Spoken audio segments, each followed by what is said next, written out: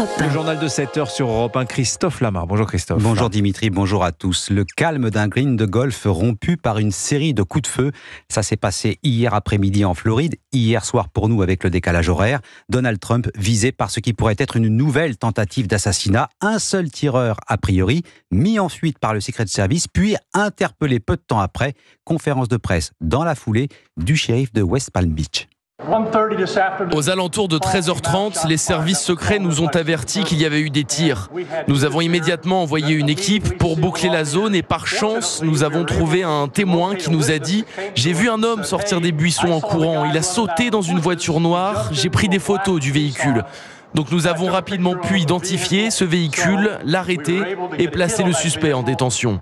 Dans les buissons où se trouvait le suspect, nous avons trouvé un fusil AK-47 équipé d'une lunette longue portée, 2 sacs noirs et une caméra GoPro.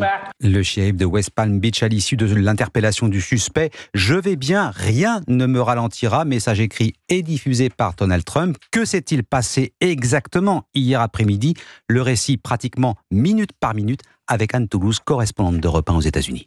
Un double cercle d'agents des services secrets entourait Donald Trump, un premier pour sa protection rapprochée, le second pour reconnaître les abords immédiats. C'est ainsi que l'un d'entre eux a repéré le canon d'un fusil derrière une haie à environ 500 mètres de l'ex-président. Il a ouvert le feu sur un homme qui s'est enfui pour sauter dans une voiture. Un passant a eu la présence d'esprit de photographier la plaque minéralogique du suspect, ce qui a permis de l'arrêter dans l'heure qui a suivi. Il s'agit d'un homme de 58 ans, originaire d'Hawaï. Il a laissé derrière lui un fusil automatique muni d'une lunette de visée qui lui aurait permis d'atteindre Donald Trump à la distance où il se trouvait. Il a également abandonné une caméra destinée à le filmer en action. Sur les réseaux sociaux, il aurait cherché à recruter des combattants pour l'Ukraine où il se serait lui-même rendu. On ne sait pas pour l'instant comment cet homme a pu savoir que Donald Trump allait être à cet endroit-là, à ce moment-là, alors qu'il s'agissait d'un événement privé qui ne figurait pas sur son programme officiel. Anne Toulouse, correspondante d'Europe 1 aux États-Unis. Le FBI, la police fédérale américaine, ouvre une enquête pour tentative d'assassinat présumé. La vice-présidente et candidate à la Maison-Blanche, Kamala Harris, se dit heureuse que Donald Trump soit sain et sauf. Le président en exercice, Joe Biden, fait part de son soulagement. Il est 7h04 sur Europe 1. C'est fait depuis minuit. L'Allemagne renforce les contrôles terrestres à ses frontières pour lutter contre l'immigration clandestine. Contrôle aléatoire et temporaire. Qu'en pensent les Strasbourgeois qui sont régulièrement amenés à passer la frontière? Reportage Mélina Fachin, correspondante d'Europe 1 dans le Grand Est. Jean-François et Dominique comprennent et approuvent la décision du gouvernement allemand de renforcer ses contrôles aux frontières. Actuellement, il y a beaucoup trop d'immigrants qui se promènent en Alsace et qui n'ont pas de problème pour aller en Allemagne. Il faudrait quand même mettre des limites. Pour des questions de sécurité, effectivement, actuellement, même en France, l'immigration, c'est un petit peu le sujet numéro 1 et la sécurité.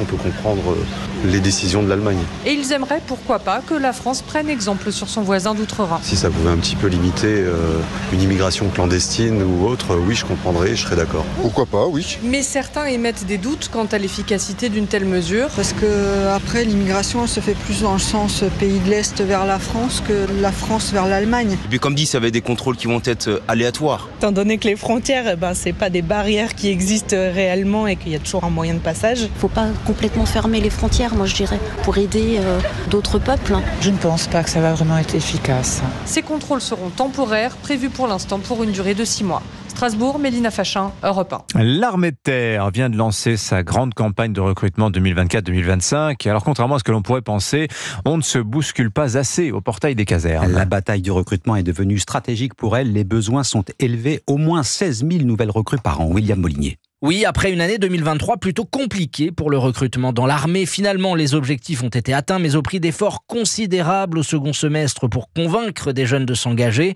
De l'aveu même des généraux, le retard n'a d'ailleurs pas été tout à fait comblé. Plusieurs raisons. Le chômage est très bas, on se presse moins aux portes des régiments. Résultat, les besoins de l'armée de terre ont du mal à être comblés. Le spectre d'un conflit majeur dans un monde de plus en plus dangereux peut aussi être un frein à l'engagement, mais l'armée de terre a de solides arguments pour attirer. C'est est un des derniers endroits où l'on offre aux jeunes la possibilité de vivre une aventure, souffle un cadre. L'armée de terre mise aussi sur la fidélisation pour garder ses soldats. Une nouvelle grille de salaire a d'ailleurs été récemment harmonisée. Les profils recherchés se diversifient. 300 places de plus dans le cyber, une centaine dans le renseignement et une cinquantaine autour des drones. Outre l'armée d'emploi, 5000 réservistes sont recherchés chaque année avec un objectif de doublement des effectifs d'ici à 2035. William Molinier, spécialiste défense à Europe 1. Et je vous rappelle que le chef d'état-major de l'armée de terre, le général Pierre Schill, sera l'invité d'Europe 1 dans quelques instants. Juste après ce journal, le procès des viols de Mazan suspendu une nouvelle fois, la présence ou non du principal accusé. Dominique Pellicot, accusé d'avoir drogué sa femme pour l'offrir à plusieurs dizaines d'inconnus. Jusqu'à présent, ses problèmes de santé l'ont empêché de comparaître. L'audience doit reprendre ce matin à 9h devant la cour criminelle du Vaucluse. On le soupçonne d'avoir joué un rôle dans la préparation des attentats de Charlie Hebdo en janvier 2015.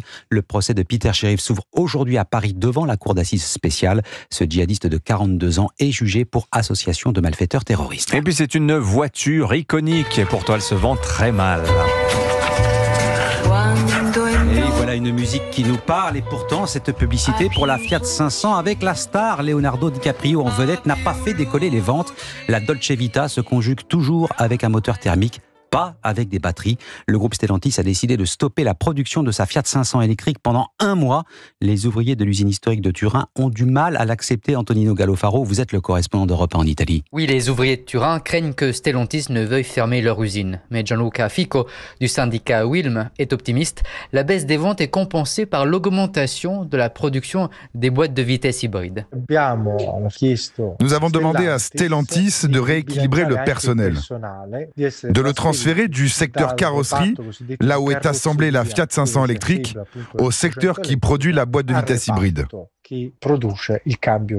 Stellantis a d'ailleurs annoncé la production d'une nouvelle Fiat 500 hybride, cette fois entre 2025 et 2026. Cette stratégie est dictée par le marché, explique le syndicaliste Luigi Paone.